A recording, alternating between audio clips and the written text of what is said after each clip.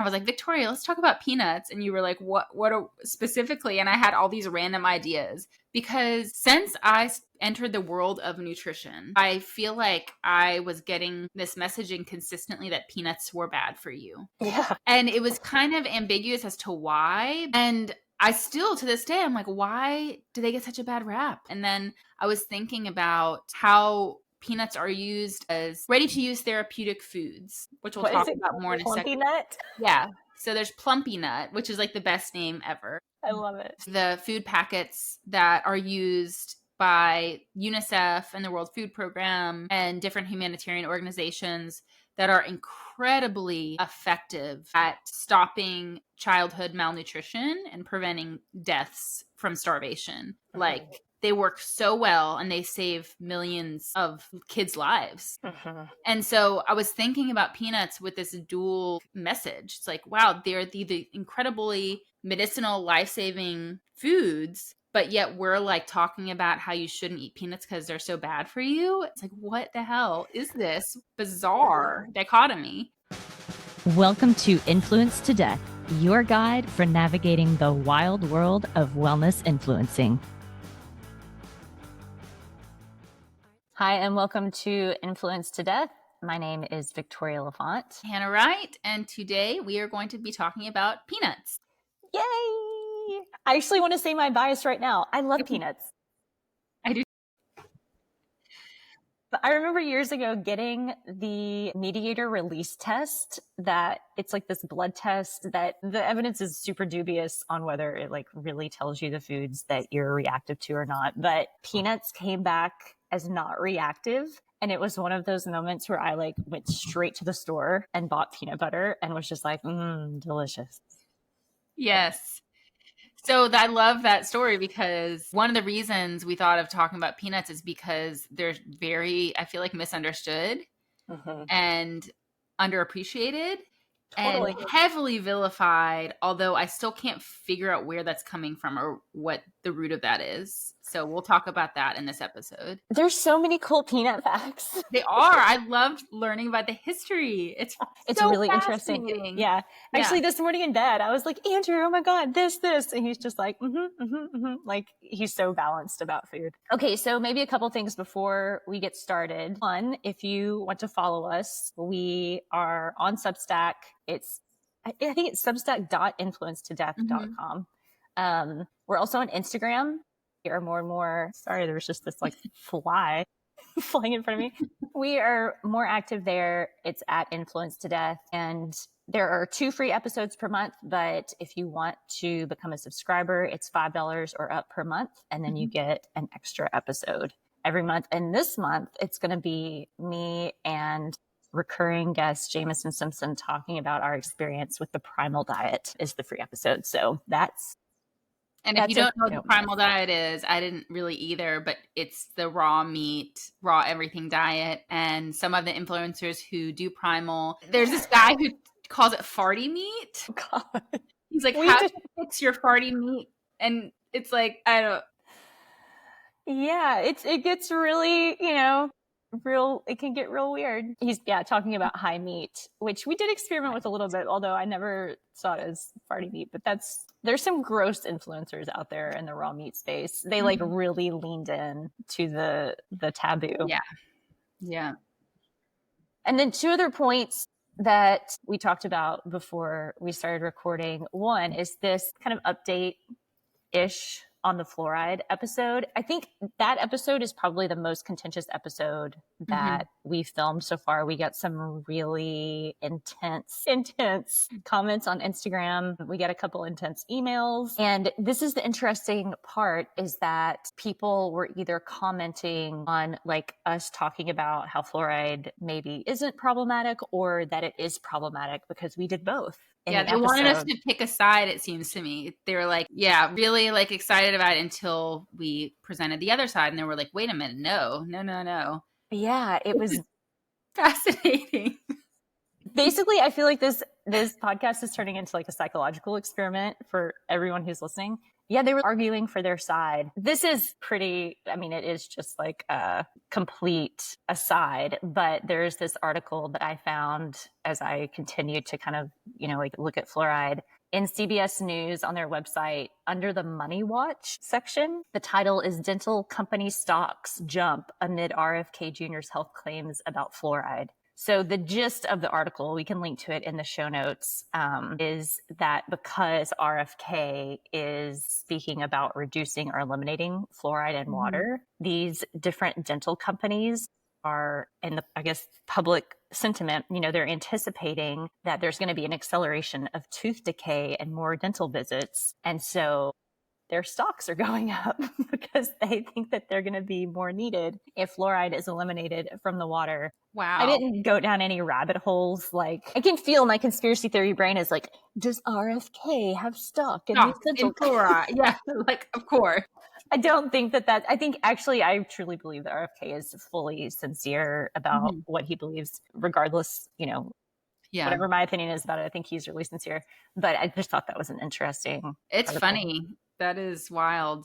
Yeah, that wild. And then the second point I wanted to make is we had a listener tell us the other day, like, she actually like brought up, she was like, I love how you all say, you don't know anything, or, we're not the experts, and we're like friends, right? So she's like joking with me a little bit, but I think it's a really salient point, because my response to her is exactly what I'm going to say now, which is we're not experts, and probably neither are the expert influencers that you're listening to about all of the topics that they're covering. And it's actually a conversation that I have a lot with Dr. Tim Sharp, where, when you are a content creator and you're public, you like have to keep creating content or you go away, right? It's like, that's the thing.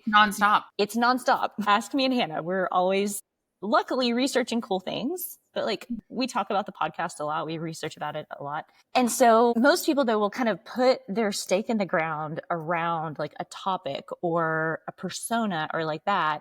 And then they have to like build out from that in order to keep creating content, but you can't be an expert on all these topics. Like there are people like Graham Rook, we emailed him about the old friends hypothesis. He's in his 80s. He's been studying parasitology and the immune system and microbiome for his whole career.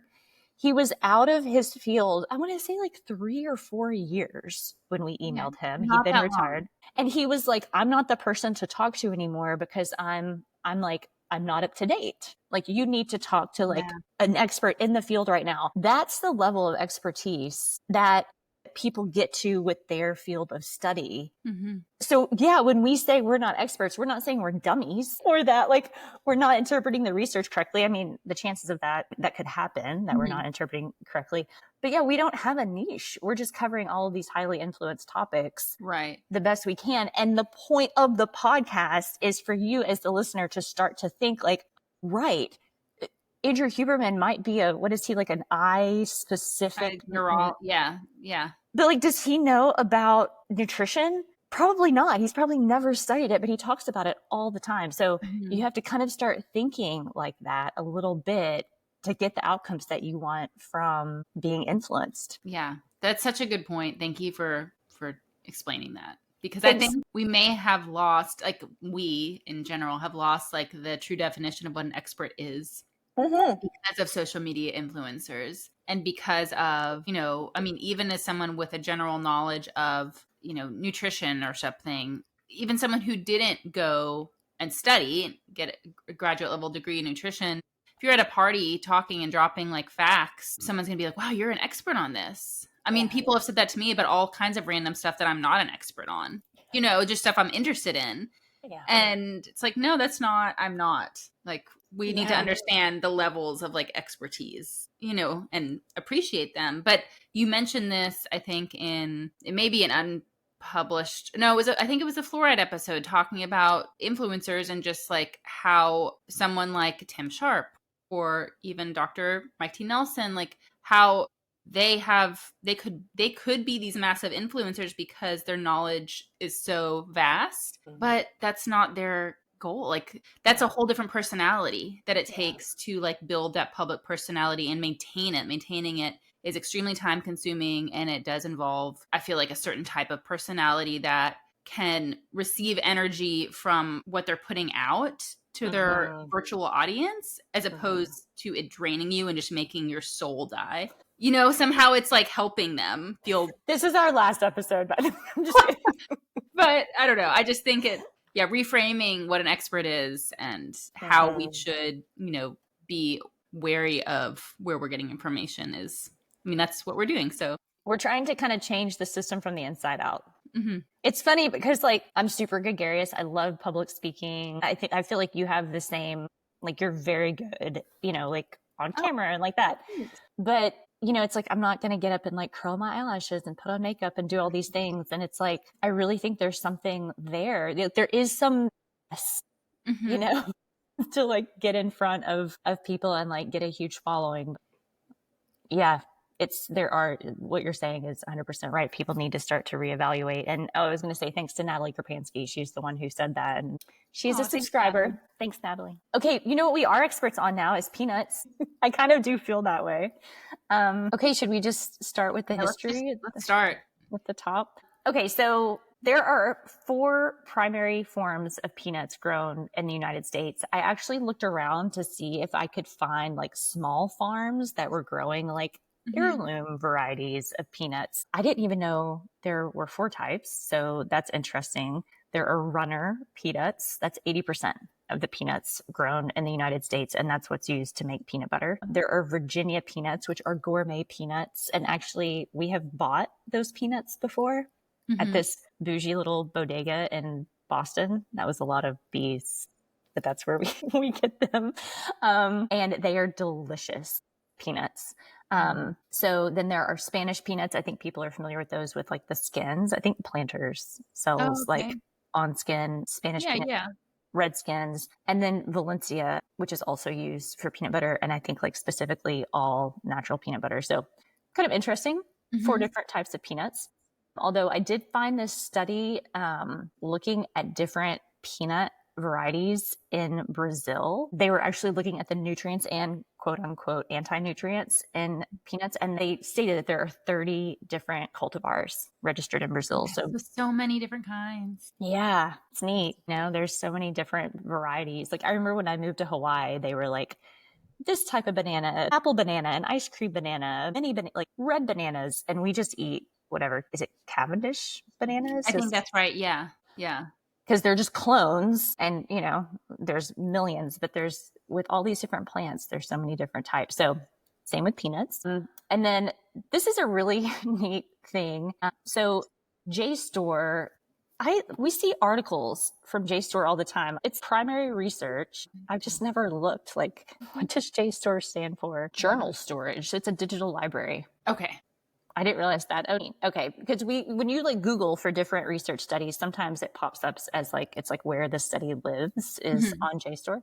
They have this little feature called Plant of the Month, which is adorable. So in May of 2022, that was the Plant of the Month.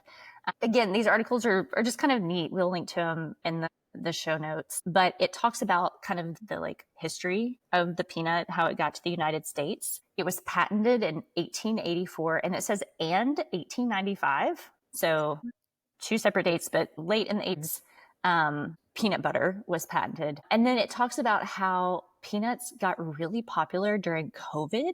And because it's a really affordable, high nutrient food source, people started to go buy more peanut butter during COVID. It's just kind of an interesting aside that they had in this article. And we're going to talk about peanut butter and jelly sandwiches. Did you see that article I posted about that they add minutes to your life? It's just really neat. It is. It just kind of like makes you realize that they have health benefits. Yeah, the way that they measured that in the article is super cool. So because of the history of peanuts in South American culture and indigenous societies, there's this article that we'll link, but it has pictures of like 2,000-year-old little sculptures and icons and jewelries that are peanut, like in the shape of peanuts that were buried with people or used as jewelry and worn because peanut had such an important role in the culture as a food, as a medicine. And I just I just love that so much because now I feel like peanuts are kind of like looked down upon a little bit. Like our perception has changed. I think there's so many things that have influenced that.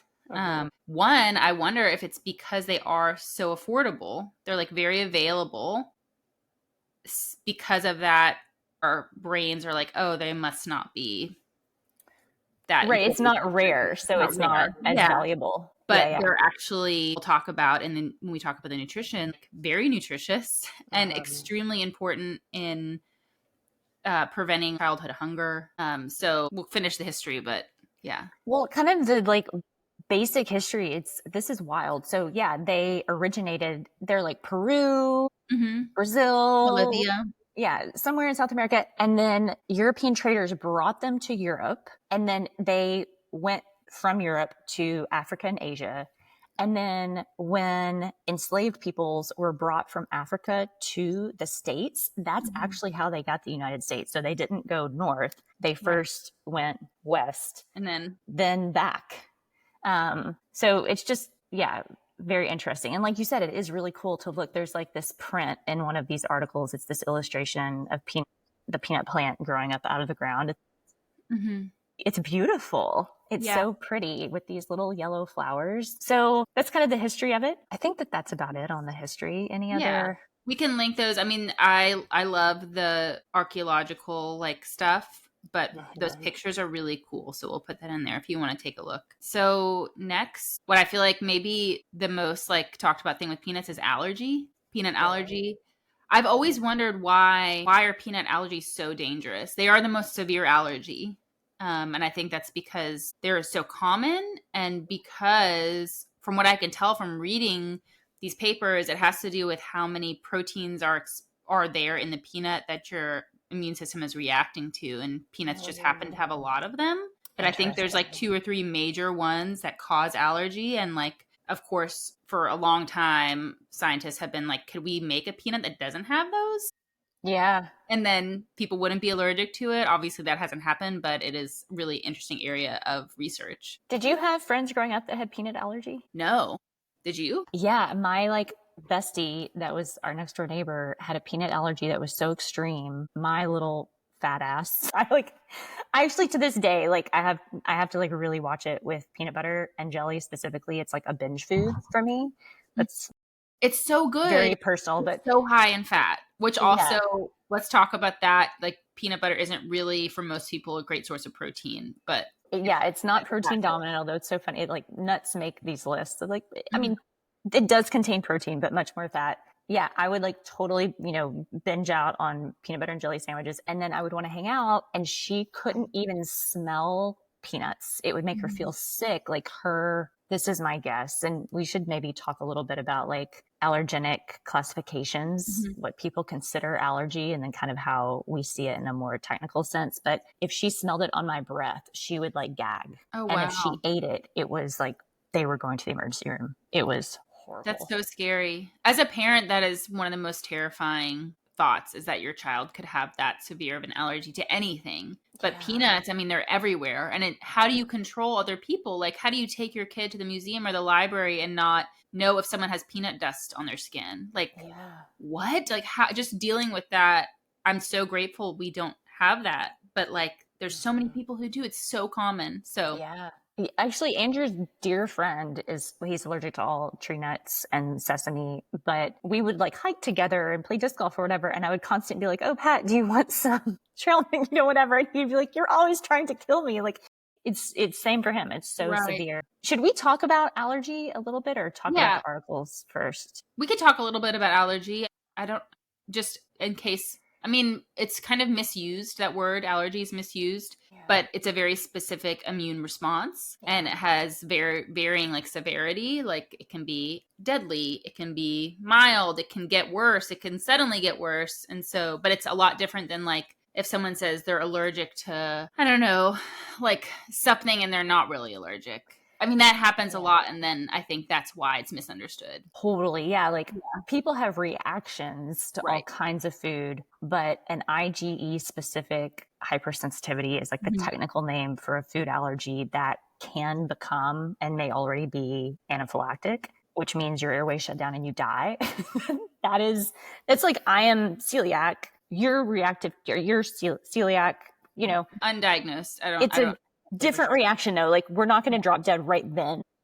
Right. That's not going to happen. It's like a different part of the immune system. So it just depends on how the immune system reacts to something. Right. So what we're talking about today with peanuts isn't like, I have like a little bit of a tummy ache or whatever. It's like, it could be that you are truly allergic to peanuts and that's your reaction now. But with peanuts, it normally turns into like anaphylaxis. So just so that people are aware. And that's something that's increasing in prevalence, peanut allergy. And so I don't know. We can't probably go into all the reasons why that might be. I mean, allergies in general are increasing and there's a lot of factors in that. Of course, my bent is the gut microbiome. So like, that's what I'm looking to. And I actually did find a really interesting paper on microbiome of babies and their likelihood that they'll actually develop peanut allergy. And it's really interesting. So I'll talk about that in a second. But do we want to talk about like these top 2 studies first? Yeah. I mean, so one of the studies that we'll link to, this organization, I want to make sure that I say the name right. I always just think AAAAI. So it's the American Academy of Allergy, Asthma, and Immunology. They have really wonderful information on their website.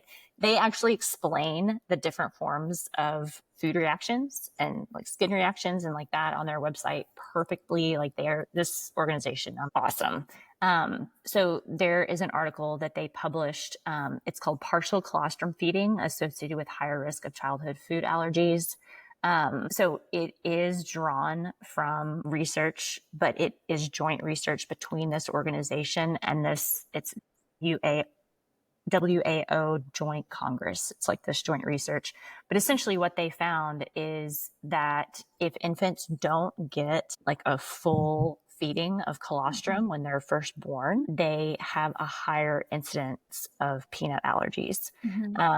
A study like this I think it's important to talk about it in a specific way. It's like, some people can't feed full colostrum feeding. And so I guess when we're talking about this, it's not like you should be feeding full colostrum. It's like, hey, sometimes you can't, there's no judgment, but it's just something maybe to be more aware of if your baby was formula fed or if you weren't able to get the full time period of colostrum feeding. Just be aware that they will likely be at a little bit higher risk. And then there's other things you can do to lower their risk, right? So yeah, Totally. it's just knowledge. Like, it's an important thing to know, Yeah. In this article, I wish they would have done a better job of being like, here's what you could do now. But yeah, when we're talking about the microbiome and we're talking about, why is it incidence or prevalence? I can never remember like the difference between those two words. Prevalence of peanut allergy, incidences of peanut allergy. This is like an epidemiology. Yeah. Incidence is like active case. Wait, what's the difference? I can't remember the definition difference. Yeah, it's okay. So the amount of peanut allergy going up, the percentage of peanut allergy going up, all these different inputs that we have as human beings, positive and negative. It's like making sure that, like your baby does get introduction of solid foods by 6 months. And we're going to talk about like some specifics around that. But this, it's for awareness, not judgment. So that's one article that we saw. It's like, so if it's possible for you to, make sure your baby gets like first milk, which is colostrum, do that. And then this is really super interesting. So in Australia, were new guidelines given to parents around when to introduce foods. Yeah. Okay. So the first article I looked at, it was like, okay, this food advice is working to decrease. Let's see if they say incidence or they say prevalence. So to decrease the prevalence of food allergies. And so what they did is they looked at 2 groups of babies, one group, and there were about 500 babies in each group. One group of babies was born before these new recommendations were put into place, and the other group of babies, they were born after these food recommendations. They're called Australia's Infant Feeding and Allergy Prevention Guidelines, and they were put into place in 2016. So I guess maybe we should just say a little bit of what those guidelines were so people can kind of know, like what the parents were told is that allergenic foods, I can't remember how many there are. Peanuts is one, but then it's like Okay. 8, there might be 9, but it's shellfish, eggs, peanuts, tree nuts, soy, corn, and wheat. Wheat is, And yeah, I dairy. remember wheat being one. And obviously, I have the internet right here. What am I doing? Yeah, but no. It's great though. It's like a little test for us every time we go live. So essentially, what they were told is for infants who are at high risk for food allergies, like they have a family member, like an immediate family member that has a food allergy or like that, to actually feed them, with their first solid food feedings, the foods that are potentially allergenic, including, peanuts is one of these, is super beneficial. So like, here's how beneficial it actually is, because they're looking at these two groups of babies that had these, different guidelines. So the group that was born before the guidelines were put into place, I want to give the total prevalence decrease. So before the guidelines, there was a 12.6% prevalence of total food allergies. After the guidelines were put into place, it went down to 4.1%. Wow. So it was over a 3-time decrease after the recommendations were put into place. Peanut specifically was 5.8% prevalence before the guidelines were enacted in 2016. And after, it was 1.1%. So it's really amazing. I mean, and they talk about, it's kind of scary as a parent when you know, like, okay, I have a severe peanut allergy, and then here's my little baby that I'm giving solid food. You're like, surely they shouldn't have this peanut. And also confusing because those guidelines have changed over the years. Yes. Which is because we're learning more and trying to understand better how to prevent allergy. But it does make it confusing as a layperson and a parent to be like, okay, well, 10 years ago, they said wait till 1 year. Yeah. And then they said give them 8 months, and now it's 6 months, and like it's With all solid food. And so as far as we know now, that early introduction is the most effective way to reduce the likelihood of having an allergy to one of those allergen foods, even if you are a parent with an allergy and your genes, genetics play a role, the microbiome plays a role in what you're passing to your kids. So like there is that shared trait where like if you have a lot of allergy, it's in your family, your kid might be more likely to have allergies. Yeah. And this is the cool thing about the immune system is like, God, we wouldn't even really have an immune system if it wasn't for our microbiome. Right. And so the way that those two parts of us interact, it's like us and the other interact. It's like they kind of shape each other. There's actually a paper I found, Hannah, I didn't link it, but okay. So just so people know, I'm sure it's the same for you, Hannah, when we're preparing for these episodes, I'm like scrolling and clicking and looking at like sometimes hundreds of studies. So many things. Yeah. And so like, oh my God, the tab circus. It's actually why my video has been like glitching in episodes lately. I was like, oh my God, I have to close all these tabs. So, the cream on the top makes it into the episode, but like, in our psyches, like all of these studies are still there. So there was one I saw that looked at how peanuts had this slight improvement in butyrate producing bacteria in the gut, there is fiber in nuts, right? Which is likely what's feeding the butyrate producers, but we don't think of peanuts as these like butyrate feeding foods. They're better foods, for that, but it totally did. And so it's like when you give a baby those highly allergenic foods at that time, probably what is happening is, yes, there's an influence on the microbiome, but it's like teaching the immune system a little bit at a time, like to tolerate that food. And to your point, exactly 2 years ago, so the Australian study just came out like last month, like June of 2025. In May of 2023, there was a study that came out that showed like this direct quote, in this study, it says, disappointingly, even in a population successfully implementing widespread uptake of the new recommendations to introduce peanuts in the first year of life, the prevalence of peanut allergy seems to remain essentially the same. But, we had to like look at it again after a little more time passed to see that like actually this is helping. Is there corruption in science? Yeah, sure. We're humans. Sorry, we're not, no field is perfect. If anybody's ever dealt with anything in their life, that there's corruption and problems. But by and large, it's like we're updating. We're really trying to update as we go. And this is a perfect example of it. So I'll put both of those papers in the show notes. Yeah, feed your baby peanut Yeah. butter and But then soy. another thing, I learned this in the last like couple years, and it was mind boggling because I feel like this should be talked about, like at your OBGYN appointment. They should have like flyers on the wall. And maybe it's because they're not absolutely certain yet, but the hypothesis about skin barrier disruption and how that could be increasing peanut allergy, not because the babies or kids are eating peanuts, but because they have like eczema or a rash and they use a baby lotion that has peanut oil in it. Or someone in their house eats peanuts a lot and the dust gets on their skin because their first introduction isn't through their GI tract and their immune system doesn't have that opportunity in its right environment to become tolerant to it. Yes. Because it's coming through the wrong way, which is your skin, where you also have immune cells. Your body is more likely, they think, to develop an allergy, to have like an inappropriate response to it. And then when you finally eat it, maybe you actually have like an allergic reaction. That is crazy to me. You taught me that. So, okay, this is an old study. It's from 2003. Hang on, I can't see it. And I was trying to find, I feel like there is a newer one that was very similar, but I didn't take enough time to find. So this is a 2003 study in the New England Journal of Medicine. And they used... That old rag.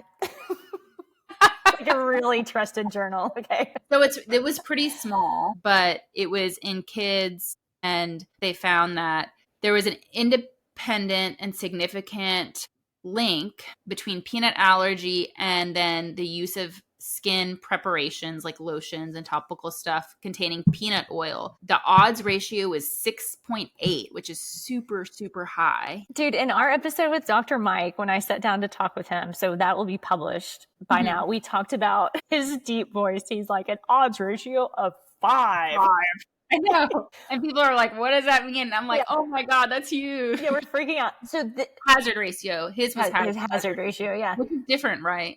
I mean, I don't know exactly. Yeah, it's hazard ratio is more of like a timeline statistic versus odds is for the like, odds of something happening. Hazard is more specific, like in a timeline, what will happen. And then risk ratio is like, does your risk increase or decrease? But they're all association statistics. So it's all like how this variable is connected to this variable. It is a strong connection or a weak connection. And the higher the number gets, the stronger it is. And this is, what'd you say? Nearly 7, 6.8. But the confidence interval was 1.4, which is significant. Like usually that, an odds ratio of 1.4, they were like, oh yeah, that's a strong connection. But it went all the way up to 32. So pretty wide. Yeah, it's wide. So it's a little... It's not maybe as like, that's a wide it's like our confidence maybe isn't as strong as it could be if the confidence interval is a little less broad, but a hell of a odds ratio. It's important. Really I feel like it's an important thing. And then more recently, this was wild to me. So basically all of this is kind of under the umbrella of like the skin barrier hypothesis, I'll call it. So basically that like, and Dawn talked about this and we had her on talking about eczema. Well, an elimination diet solved my baby's eczema. And she's an expert in lactation and postpartum and prenatal care and breastfeeding and the gut microbiome.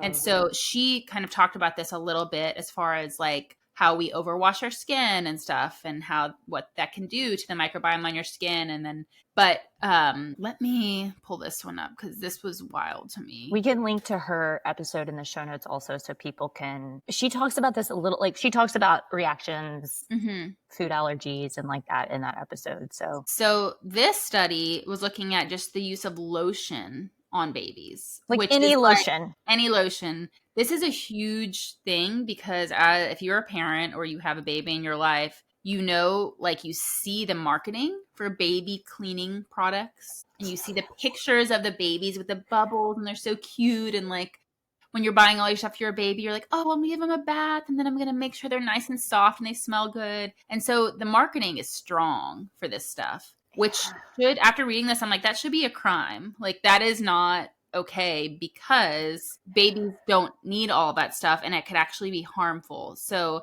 this is a 2021 study in food allergy and gastrointestinal disease in the Journal of Allergy and Clinical Immunology. And the title is Association of Frequent Moisturizer Use in Early Infancy with the Development of Food Allergy. Like, you wouldn't even think that's connected. What? Not at That's all. crazy. Not at all. Basically, what they concluded is that regular application of moisturizers to the skin of young infants might promote the development of food allergy through transcutaneous sensitization. So like that, what we were talking about with the immune system, like in your skin. Uh-huh. And the wild thing is that we know a little bit like I just mentioned, like if you have a rash or eczema, it breaks your skin barrier. So maybe that could be what's going on. But in this study, they also looked at kids with no eczema or rashes, and they still had an increased risk of allergy. It's slight, but yeah, it is increased. Yeah. With a much more narrow confidence interval. Right. Parents reported how often they're moisturizing their baby at 3 months of age, and then they followed them to see if they developed a food allergy. So basically, there was a dose-response relationship. And at the very end of the paper, it's worthwhile reading through, or at least reading their like discussion at the end. So they're like, why would this be happening? One, a moisturizer could actually be putting a food allergen through the skin, like if it had peanut oil or wheat germ oil or something like that in it. Or the moisturizer itself might be damaging the skin barrier. So essentially, that baby doesn't need a skin moisturizer. Like, its skin is taking care of itself, and then whatever you're putting on it is screwing up their barrier. I want Dawn to come back and hands. Say that again, or what? It could be on the parent's hands. Like maybe it's like the parent just ate or something, and then is rubbing stuff on their babies, which is, I guess it really would still come down to the lotion because you're touching your baby all the time anyways and kissing them and stuff. So more it's about that skin barrier and the lotion ingredients. I want Dawn to come back and just like talk to us about this. I also want to just send her this paper because that's what you do with people that you love when you find a paper that you know they would like. So I think I maybe have mentioned this to you before, Hannah, but I can't remember if we've talked about it on this podcast. But when I lived in Hawaii, like I remember there was a little boy, who's now a grown man, and which is just, it's so funny just thinking about him as just he was like a little peanut. And we were playing one day or, whatever, he got sticky or something. And we brought him into the bathroom and we all kind of were just rinsing off and taking a bath. It was very familial and sweet. And we used Dr. Bronner's, the naturally soap, glycerin soap. And his mom was she wasn't outrageously angry or whatever, but she was a little bit whoa, that's the first time he's ever had soap on his body. Yeah. And I want to say at that time, he was probably maybe he was a year. Mm-hmm. She just rinsed him off. That's what we did with our son. And he didn't even have a bath I was upset when he was born because they washed him off. And you can tell them not to, but because I was had just come out of traumatic labor, I I was wait, no, what is happening? Yeah. But you can ask them not to wash your baby, Yeah. It's, what it reminds me of actually is in gardening, there's no-till and permaculture, double digging, where it's you don't want to disturb the different layers of bacteria that are in the soil because it actually really helps plants grow to have access to these different microbial patterns in the soil. And it feels kind of the same. It's we have this, we can't see it. So it's almost what is actually happening? We just kind of have to trust in this thing, but we have these layers and this this organization in our skin and everywhere on all our barriers in our body. The skin's the biggest one, and it can be really disturbed. And then this study, that's incredible. Any lotion. Yeah, it's wild. It really is. So definitely please read that if you're interested in this, or if you're a parent, if you're going to be a parent. It's really useful, I feel to know. Now, there's 2 other studies we want to cover in this section talking about allergy. I feel the really cool one is that they're having progress, the one that you found in kids being able to tolerate peanuts who are severely allergic by slowly, very small amounts, and obviously under the guidance of a trained professional in that specifically. and monitored in a healthcare facility when you're eating the peanuts. But what is it? These kids who were severely allergic can now tolerate up to 2 tablespoons of peanut butter. Is that right? Yeah, it's like the starting kind of criteria is if they can tolerate a half a peanut. Mm-hmm. So some kids right off the bat, they're not going to make it to that. But like if there is some amount of tolerance, then yeah, this study shows, and we're going to link all of this in the show notes. I can imagine this episode people might really want to see, these articles and be interested in it. It's a National Institutes of Health trial from this year. It was published early this year. So yeah, if they can tolerate half a peanut, then they're starting to see that they can start to gradually increase tolerance of more and more peanuts. Again, like you said, supervised. And just, like clarification, we are not giving you medical advice. We are most definitely not telling you to give your peanut allergy kid peanut butter. But if you do have a kid that you're like, ooh, there's like a little bit of like give there, this would be an article to check out. Yeah.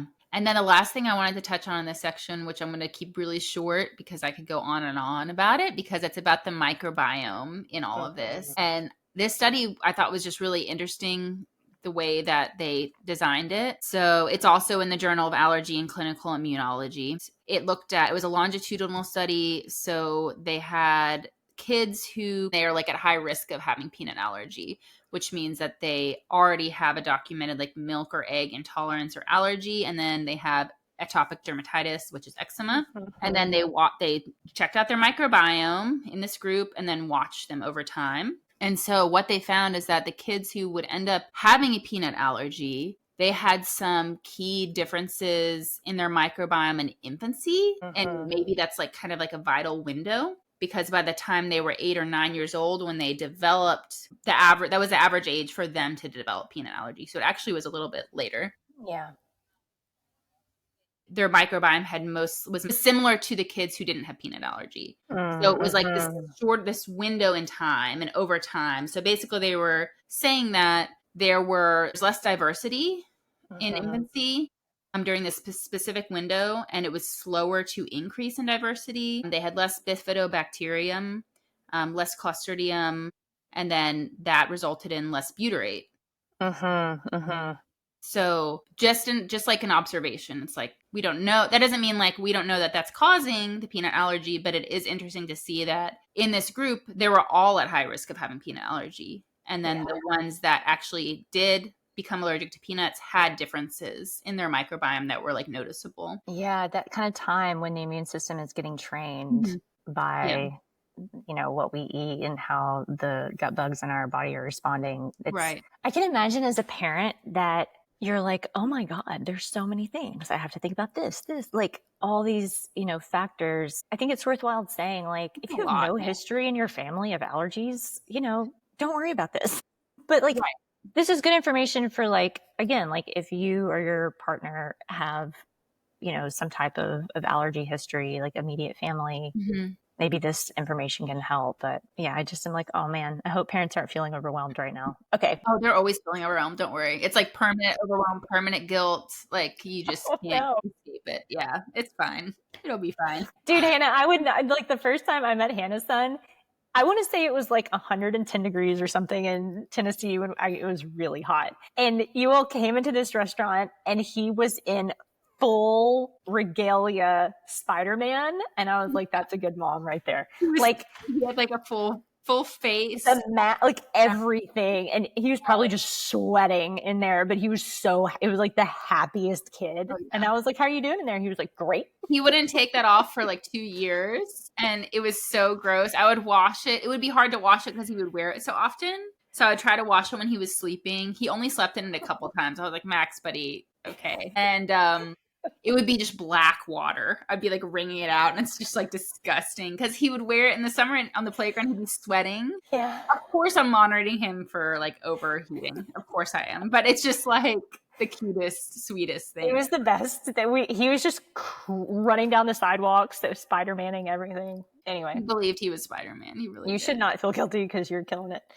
Inflammation risk. Should we talk about that? So like this is okay. when I thought about, and I was like, Victoria, let's talk about peanuts. And you were like, specifically? And I had all these random ideas because since I entered the world of nutrition, I feel like I was getting this messaging consistently that peanuts were bad for you. Yeah. And it was kind of ambiguous as to why, but I was like, well, they're high in omega-6 and omega-6 is bad. It's not bad, to clarify. Omega-6 is not bad. It's has its role. It's essential. It's a type of fat. And I still, to this day, I'm like, why do they get such a bad rap? Like, why is there so much hate on peanuts? I don't understand. And then I was thinking about how peanuts are used as ready-to-use therapeutic foods, which we'll talk about more in a second. Nut? Yeah. So there's Plumpy Nut, which is like the best name ever. I love it. So the food packets that are used by UNICEF and the World Food Program and different humanitarian organizations that are incredibly effective at stopping childhood malnutrition and preventing deaths from starvation. Like, they work so well and they save millions of kids' lives. And so I was thinking about peanuts with this dual like message. It's like, wow, they're the incredibly medicinal, life-saving foods, but yet we're like talking about how you shouldn't eat peanuts because they're so bad for you. And in my brain, I'm like, this doesn't make any sense. Like, what the hell is this bizarre dichotomy? In this episode, even, I was thinking earlier as we're talking, like, if just a regular person listened to this, they'd be like, what the fuck? Peanut, like we eat peanut butter every day, like, this is crazy. But so when we're talking about peanuts in this way, it's in this world of like functional nutrition, kind of like top tier biohacking. You don't know unless you know, and then you shouldn't eat peanuts. You could only eat almonds. Like, yeah, and it's so funny, right? Because then it's like almond flour, everything, like totally overeating this one specific nut, which we're going to talk about, later in the episode. But yeah, peanuts and oatmeal, right? So it's like so hilarious because it's like how many people get up every morning and they make oatmeal and they put a scoop of peanut butter on top. It's like they're like peasant foods or something, it's like that's the vibe. So where is this coming from? I still don't know. I was trying to figure it out. And then because I was having such a hard time once I actually started digging, I was like, did I imagine that people say peanuts are bad? Was that even, but it is, right? Like, it's definitely. Yeah, there's a vibe. Yeah. So I don't know, but I did find this blog when I think I actually Googled why are peanuts bad for you? Because I was trying to figure out what would come up. Paul Saladino just pops up on your browser. Yeah. I'm sure he has a lot to say. I'm sure and it was one of the first results, and it's about the paleo diet. I think the blog is thepaleodiet.com. And so it talks about peanuts. And this article made me crazy because it is very high. I would say hyperbolic, but not even. It's just like, okay, the first thing that this guy says, or might not be a man. Is it a man? Sorry. Yeah. The person's name is Mark. Wait, is it Mark Cezanne? No. What's his name? Oh, Mark Bubbs. Okay. Yeah, so he does have, looks like a naturopathic doctor, some kind of nutrition, maybe, training. So something he said at the very top, I was like, what is this? Before the agricultural revolution 10,000 years ago, raw beans and legumes, which includes peanuts, by the way. I don't know if we mentioned that peanuts are technically a legume, not a nut. Yeah. Which also is probably why they're so hated, because people hate on legumes a lot. They were seldom consumed because they were extremely difficult to digest. Back then, raw legumes are so difficult to digest that they would actually pass directly through the human digestive tract. So I saw your note about this. Wrote, what is this nonsense? Maybe this is what's happening. And I think there is some truth to this, where I've learned, like in the plant world, like before you process a plant at all with heat or soaking or whatever, they're like made to like go through animals and then get like transported. It's like how they, disseminate. Is that the right word?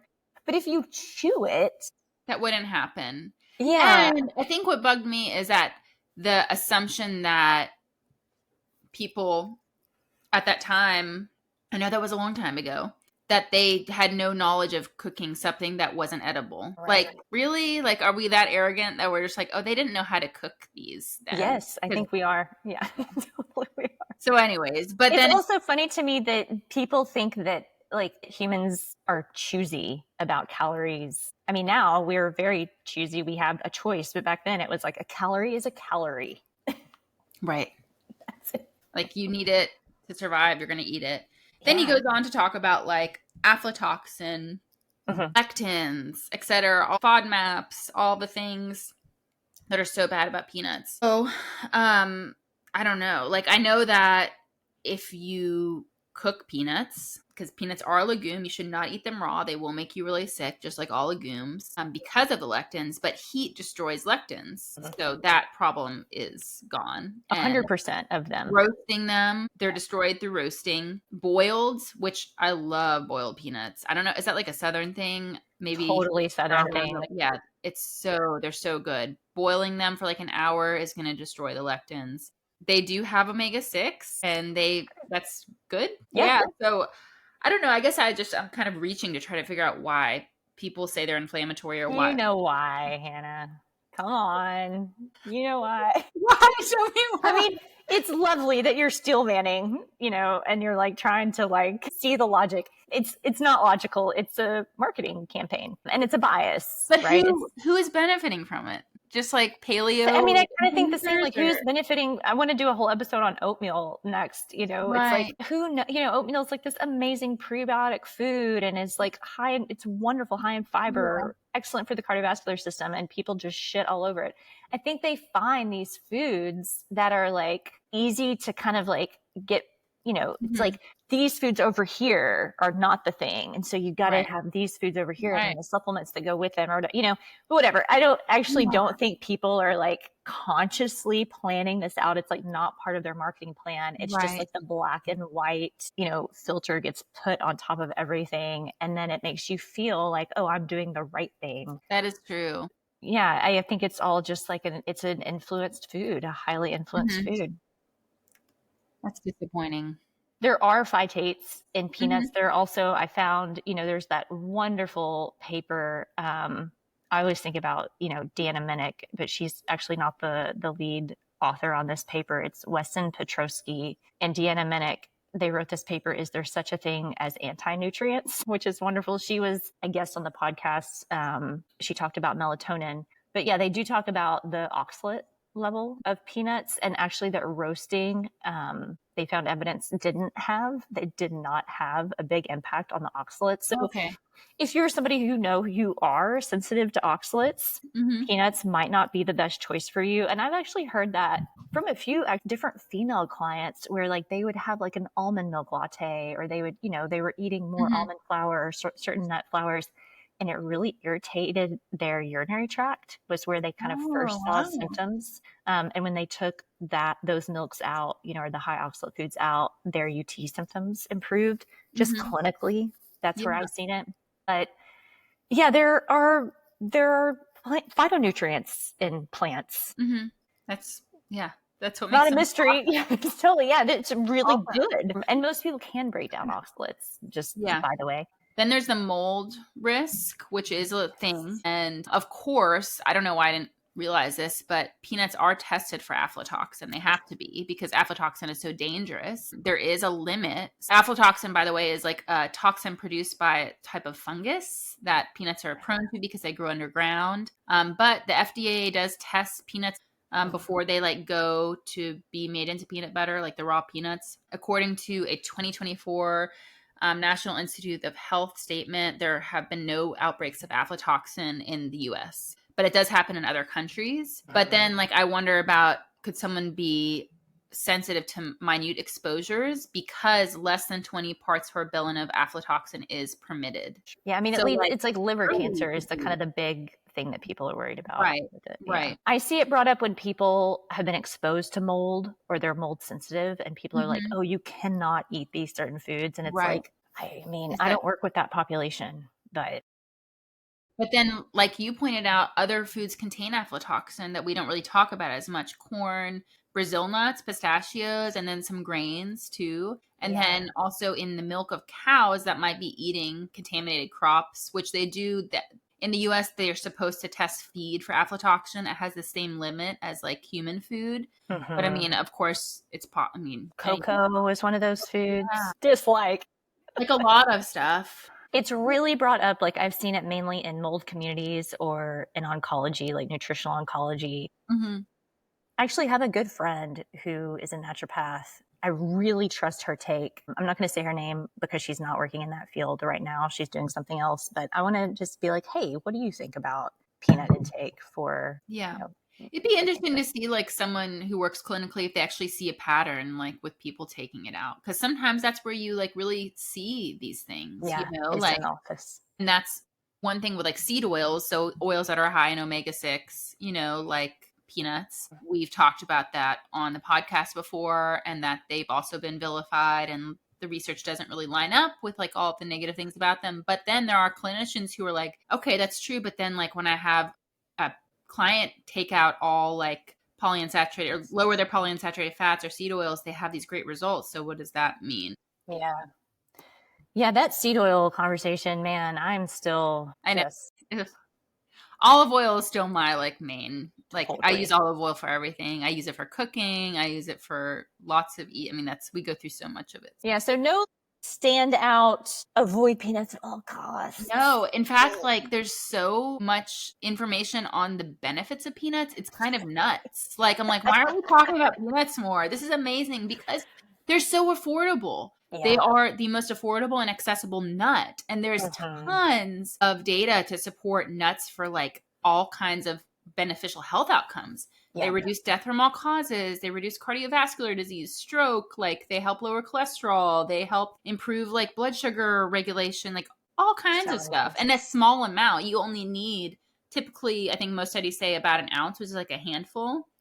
Some studies look at like double that, but like usually that small handful a day is what you need to potentially have those benefits. And so for peanuts, like if you want to get almonds or something, it's expensive. Like yeah, it's really expensive. a bag of nuts at the store is expensive, but peanuts, man, I know. Lots of people can afford them, and that's fabulous. They also have tons of other nutrients. Yeah, this is cool what you found with the nutrient profile. And like most nuts are high in vitamin E, which it's a very, very interesting vitamin, vitamin E, like the way that it acts in the body. It's fat soluble, so it's stored in the body. It's a like potent antioxidant. Isn't it the one antioxidant that's fat soluble, so it can cross? It like stays in, the cell membrane, and probably has like actual antioxidant properties. That's a whole other episode. We should ask Ari Witten if he wants to come on and talk about antioxidants. It's like been such a focus of his research for so long, looking at like how antioxidants really work. But vitamin E probably does actually quelch inflammation. So it's so funny that it gets this like inflammatory rap. Peanuts.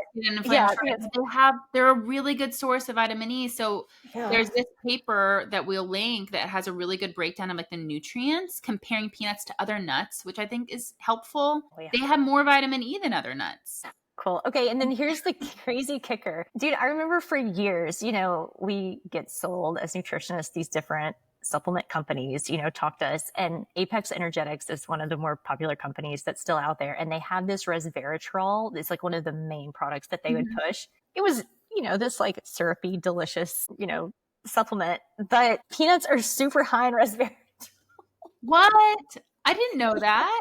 It like, I wasn't going to actually add it because compared to, let's say, like grapes, right, they're not as high, but I think they're second in command. That's incredible. Yeah, it's like in all these different papers, it's like grapes, peanuts. But in my mind, I'm like, you're talking about a peanut butter and jelly sandwich right now. Right, grapes and peanuts.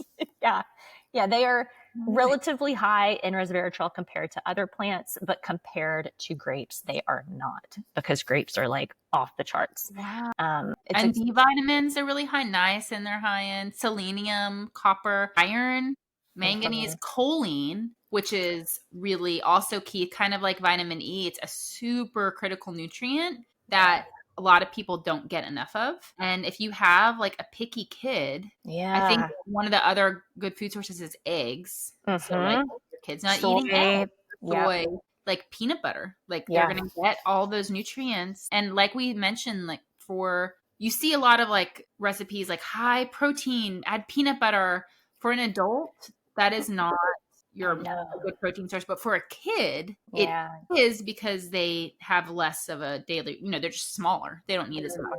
Yeah. And they need more fat too. If you're like somebody who's trying to eat more protein per day compared to, your fat or carb intake, peanuts butter isn't it. It's like a funny misclassification. I think people just don't understand that nuts are almost like all 2-to-1 fat to protein. Right. Yeah.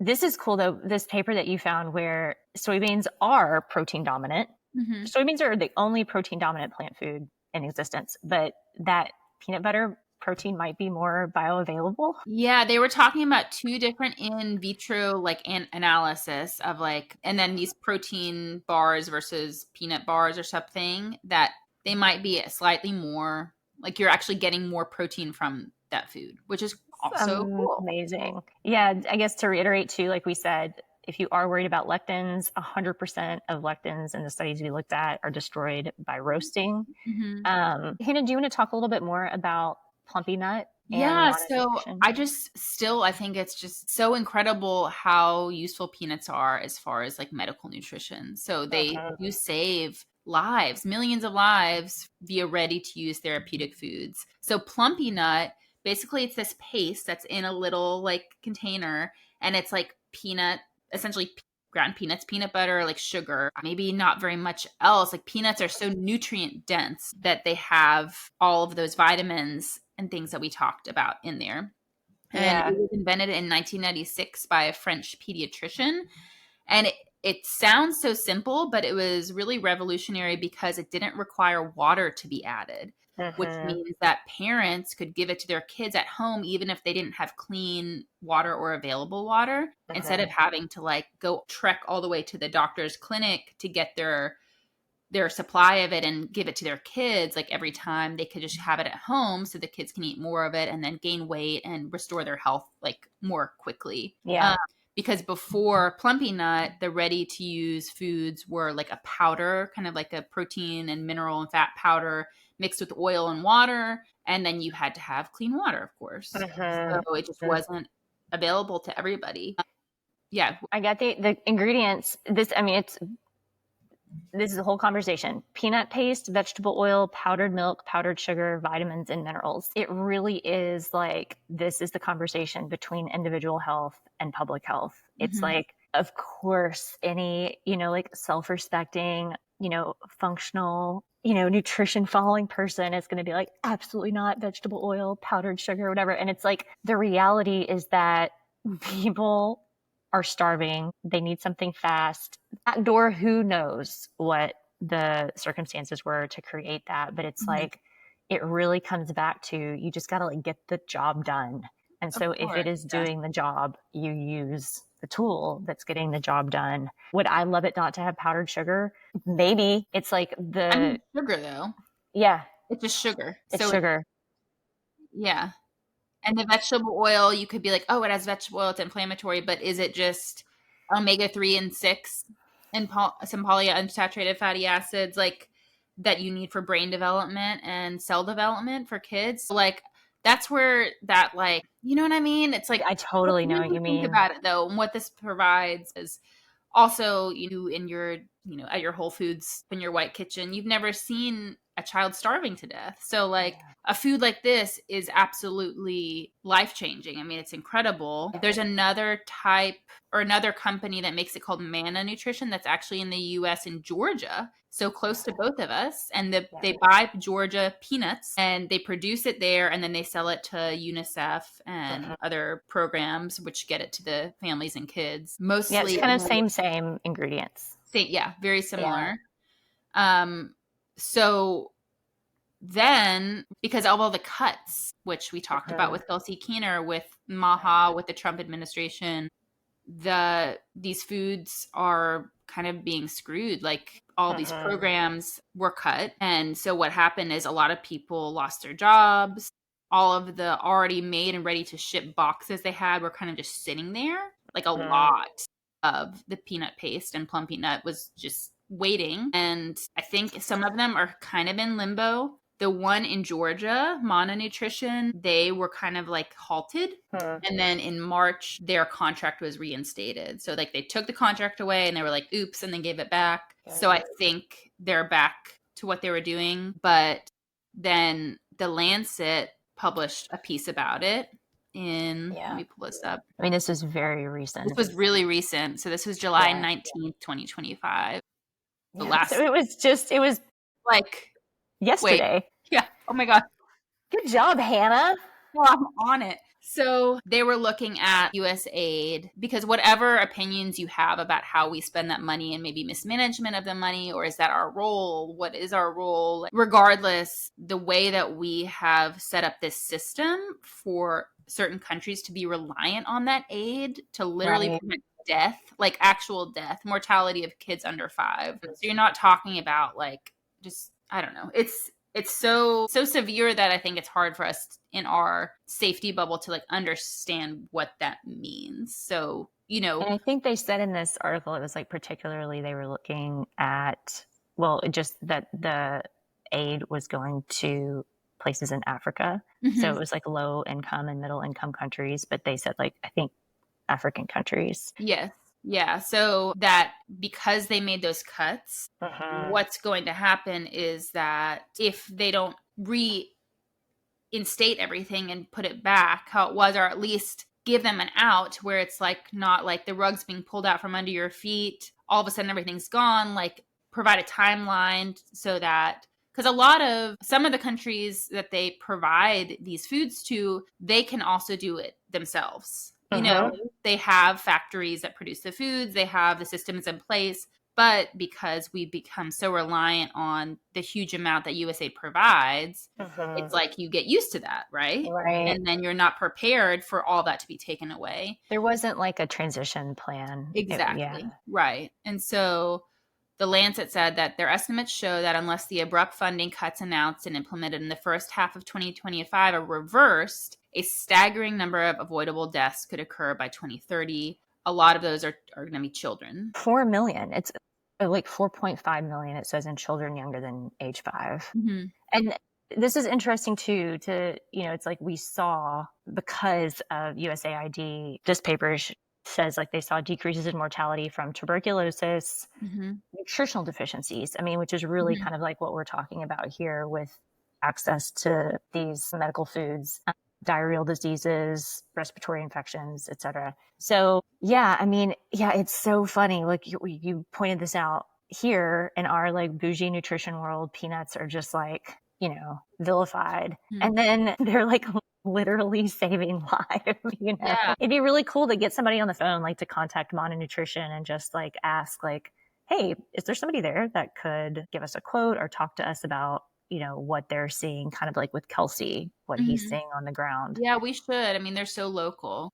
I didn't even know they existed. Mononutrition it's a church related, like affiliated program. And I read that they also just got a huge amount of funding from a philanthropist, which is great. So hopefully but they provide a lot of these peanut foods to programs that then get them to kids. I don't know. It's just wild to me. Like the realities that we are all living in are so different, So different. Like just to like step back and be like, wait a minute, we have access to this like incredible food here. It's so accessible for people. It can really like make an impact on child nutrition here in the US, because most kids love peanut butter unless you're allergic to it, and I don't know, and the reality is that like the large majority of people are eating, peanut butter, but like in our little world, it's okay. Right. Peanuts are okay. You can eat them. Should we look at this quickly, this one? Yes. I actually read most about it. If people don't know about examine.com, it's this wonderful resource where they essentially like look at common questions in a much more like regimented way than we do on this podcast. They look at papers, different supplements and like that. And they go through in a very thorough breakdown of like, here's what's actually happening. So we can stick that in the show notes. I actually haven't been to the website in a little while, and they have this pop-up about how they don't use AI tools to write or analyze the Oh, that's research. cool. And there's a team that works there to write those articles. So anyway, I just thought that was pretty cool. But yeah, there's this study. The actual study name is Small Targeted Dietary Changes Can Yield Substantial Gains for Human Health and the Environment. It was published in 2021. And so what the researchers did is they went through all of these different meals mainly. They're not looking at just specific nutrients or foods. They looked at eating a hot dog, and we'll talk about that's on one side of the scale, versus a peanut butter and jelly sandwich was on the other side of the scale. So they did it via dietary recall from the participants that were in the study. Here, let's see how many people. They talk about how many foods they looked at. It was nearly 6,000 foods. I can't find a number of how many people. It was through an epidemiology study. Let's see. This is interesting. In the actual study, we can cut this out if we need to, although this is real life, us doing this. In the actual study, they talk about 5,853 foods. But then the Examine article, it's funny, they talk about maybe they only assigned a health nutritional index score to 167 of those foods, even though they examined all of these different foods. So they assigned this score, this Henny score, which quantified the minutes of healthy life gained or lost from all-cause premature mortality and morbidity per serving of a certain food. So the results are it's kind of funny a little bit, and it's also understandable. A beef hot dog and a bun was associated with the greatest loss of life per serving, 36 minutes. A peanut butter and jelly sandwich, my friends, one of my favorite foods of all time, was associated with the greatest extension of life, which was plus 33 minutes. So it kind of was the groups of foods were you might imagine burgers and red meat and that were kind of negative decreased lifespan, whereas the fruit, legumes that were for increased lifespan. So, in the Examine article, I thought they did a really great job where they were obviously not all burgers are a problem, Right. It's not literally going to take 36 minutes off your life if you eat a hot dog, because then you're oh my God, I've had so many hot dogs. It's just kind of an illustration that kind of shows you how certain foods may be more beneficial or less beneficial. And really it's all about that balance. But who would think a peanut butter and jelly sandwich would be? You're oh, that's not a health food. But because of all of those crazy messages we receive from media and influencers, our perception of what is healthy has become so clouded. So where peanuts are good for you, someone would be what do you know? No, they're not. I've heard that they're not good for you. But let's actually look at what we have in front of us, and there's all of these benefits. It's incredible. I didn't find a single study that said eating peanuts would increase your risk of death or disease or problems. The only caveat is get in enough omega-3. Right. Fish, we do it with sardines mainly. And vitamin E. Yeah. That's the other really important part when you're talking about if someone's oh, well, the fatty acid profile is skewed.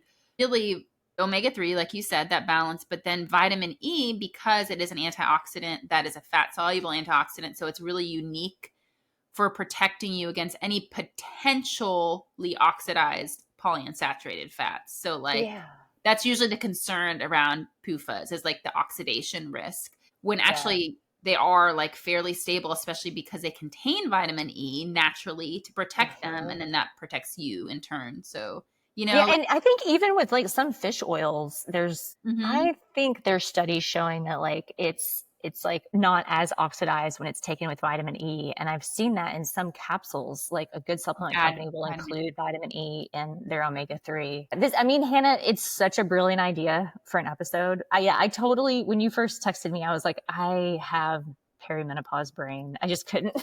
Well, because I was okay, I want to talk about peanuts and why they're bad for you, why they're not bad for you. And then the USAID cuts in Plumpy Nut. And you were what? What does all that mean? Also, as a copywriter, I cannot say enough about the name Plumpy Nut. 10 out of 10. Yeah, it's good. It's really just, I hope so much that I know that the one in Georgia, Mana Nutrition, got their contract reinstated. Okay. I hope that the other ones do too. There's more producers than just them. And I'm I don't know. I I want to have someone to ask about that that's more of an expert, but I think it's just because it keeps changing. It's happening so fast. Like they did all these cuts, and then some of the cuts they were like, oh, oops, wait, we're gonna fix that, but then some not. And so it is hard to find. I was having a hard time finding like an updated, like what is the most up to date, like what do we know? Like, Yeah. it's kind of difficult to figure out what It's is. very difficult to But figure it's out. Yeah. a big deal because it's going to affect, and not just abroad, like in other countries, like here in the US, like those cuts are affecting like tuberculosis you mentioned. Like in the United States, people have tuberculosis, and because of cuts to like, don't quote me, I might be off, but like to NIH programs, that's affecting treatment or Medicaid and Medicare. Like that's going to affect people's treatment who have tuberculosis here. Like in and the all United States, kinds of people still have issues tuberculosis here. and they will die from it because of those cuts. So I mean, those Medicaid cuts are actually, Andy Bashir addressed that immediately when it happened, because Kentucky and probably because Tennessee, it's like people don't realize that there are places in the United States where people are living in what we consider like third world conditions. Yeah. It's like you can just drive to Eastern Kentucky and you see exactly what's happening. But like when you're like in your condo in LA, you don't think that's about not that happening shit. here. Like it's fine. No, it is. Dude, when I was growing up, we had dear friends in Eastern Kentucky that still did not have indoor plumbing. Yeah. Yeah. I mean, I have experienced that, and we just don't realize we are so, I don't know. It's very frustrating. I get very aggravated talking about it because it's just hard to like make people see that unless they really see it with their own eyes. There's really no way to understand it. Like, and then I think there's the problem where you don't want to understand it because then you have to think about it and feel bad about it and some level of guilt. And that's a really hard thing to reconcile because you do want to like enjoy your life. And you're like, oh, life is great, but this is happening. And like, am I contributing to that? Yeah, you probably are. I mean, I think it's a very worthwhile question for people to ask themselves. And then you get to choose what you do. Right. But then you have to accept some level of being uncomfortable. I feel like in our role in so many different things, like we would have to give certain things up, to make a difference for others. And most people don't want to do that. I mean, just like they don't want to be questioned. We talk about that. Like it's hard to be uncomfortable and think you're wrong. And like people do not like that, as we're learning from, this podcast even more than we did before. Yeah. It's the same with just like creature comforts. Like you don't want to like buy used clothes or stop using an iPhone because of what's required to build an iPhone in the first place and how that actually human beings are involved in that and their like safety. Anyways, I'm going off and off, but like I think that there is a big point here which is important. I mean, yeah, for this podcast, but just generally where it's like there's an amount of like your circle that has to open when you do start to really take in those questions, and it is uncomfortable, whether it's like your personal ideas about nutrition or what's happening in the world at large, which 100% is public health. It's like, I'm very excited to see like what you learn when you start your program, like in like less than a month soon. Yeah. It's like, and I think people maybe get caught up because they're like, I have to give up everything. It's everything and everything. And it's like, no. Just like start to ask yourselves those questions. And it's like, maybe over time, just like with your personal nutrition or fitness or whatever, it's like your behaviors start to shift as your mindset starts to shift. But like first, you're going to have to kind of ask yourself, like, is this okay with me? Is this not okay with me? Like letting that in is really important. Yeah. And it doesn't feel good all the time. Totally. This has been a really good conversation about peanuts. Yeah. Yeah. Maybe we'll find another food like this.